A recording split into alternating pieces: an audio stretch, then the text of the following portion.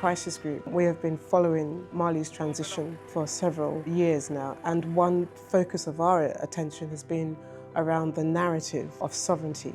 And we've been very clear, even before the new situation in the country, the Sahelian countries, and Mali particularly, needed to take ownership of their own destiny.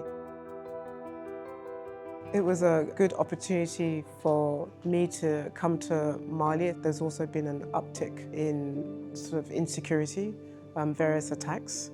So it was a good moment to come to speak to various international actors, especially the national authorities. We discussed the new situation in the country and also the new regional situation. I focused our conversations with the authorities on the political configuration taking place, the efforts that have been ongoing for some time to secure the country and the frontiers of the country, and to look at the core priorities that the authorities have for themselves.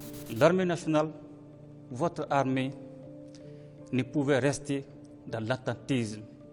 Elle a donc pris ses responsabilités pour intervenir et permettre la concrétisation du vœu populaire, le changement.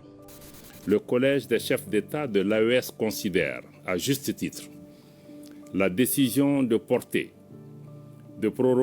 pour 6 mois le retrait du Burkina, du Mali et du Niger de la CEDEAO. It was an interesting moment for me to discuss Malians' own understanding, the practical dimensions, not just the symbolism of what sovereignty means for the nation that is reclaiming its own security, but also to get practical meaning to their understanding. I had an opportunity to also speak to representatives in civil society, in the private sector.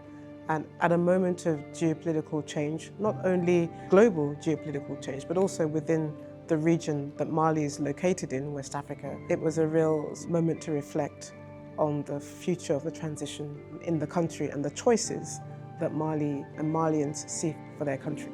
So it was good to understand not just what the authorities thought about sovereignty, but also what ordinary people, in Bamako at least, think about sovereignty. When I had conversations with civil society, with private sector, it's very clear that for ordinary Malians, at least those that I spoke to, it's also about education, access to education and the quality of education. It's also about livelihoods. It's also about the economy. It's also about improvement in one's lifestyle. I sensed that I was also talking to future leaders of the country, and they have clarity.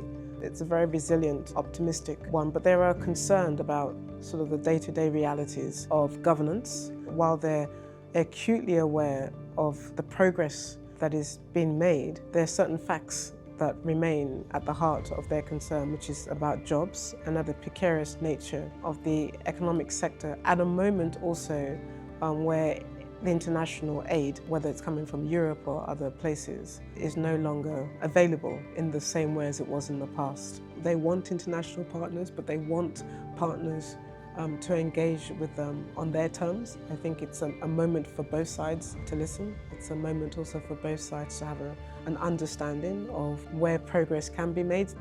I think we all agree on what the challenges are. And of course, you need a secure, enabling environment as well. If you don't change the facts on the ground, if you don't improve the livelihoods of Malian citizens in terms of security, in terms of governance, in terms of transparency, in terms of growth, in terms of job unemployment, if you don't change those basic facts, then I think many people will be asking, quite rightly, what have we gained from sovereignty? So you've got to be making sure that the realities for ordinary Malians begin to show real signs of growth and progress going forward.